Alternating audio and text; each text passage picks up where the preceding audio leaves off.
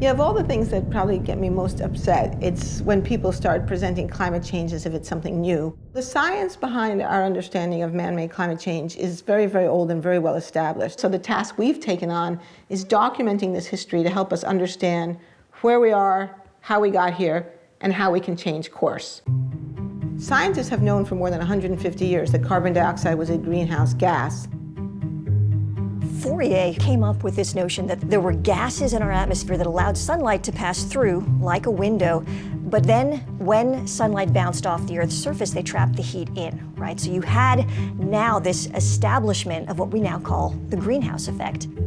In the 1850s, John Tyndall made laboratory measurements of the absorption of heat radiation by carbon dioxide.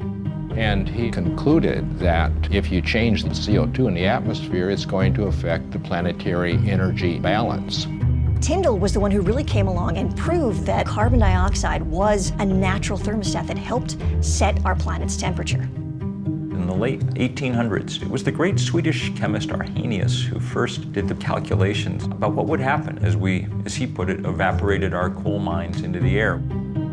But people didn't pay much attention to that in the 20th century because we were too busy figuring out cool new ways to burn fossil fuel. It was only in the late 1950s that we even bothered to measure to see if it was accumulating in the atmosphere.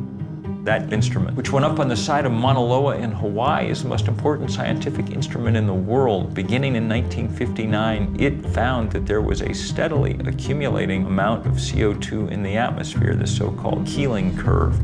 The Keeling curve is one of the most important pieces of scientific work of the 20th century that shows us that carbon dioxide has been rising continuously and systematically since the Industrial Revolution. Keeling didn't just show that there was an increase in carbon dioxide, he also pinpointed the source.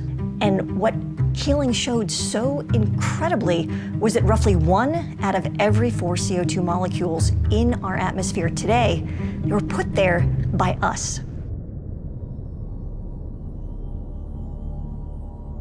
Just a year ago, we passed 400 parts per million of carbon dioxide in the atmosphere. Now, the pre-industrial level was about 280 parts per million. So human society in the industrial era has raised the level of CO2 in the atmosphere by about 40%, and many people fear that before we're done, we're going to double it or even triple it.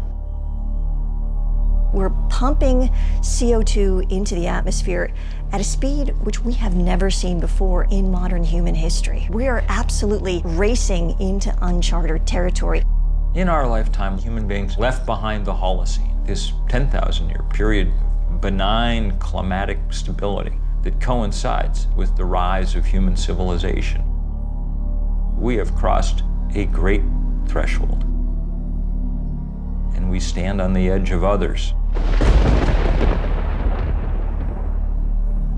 I remember when the Weather Channel was this kind of like nice, sleepy little station. Now it's like a horror show. The climate is being disrupted. That's not for next year or 1,000 years from now. That's happening right now.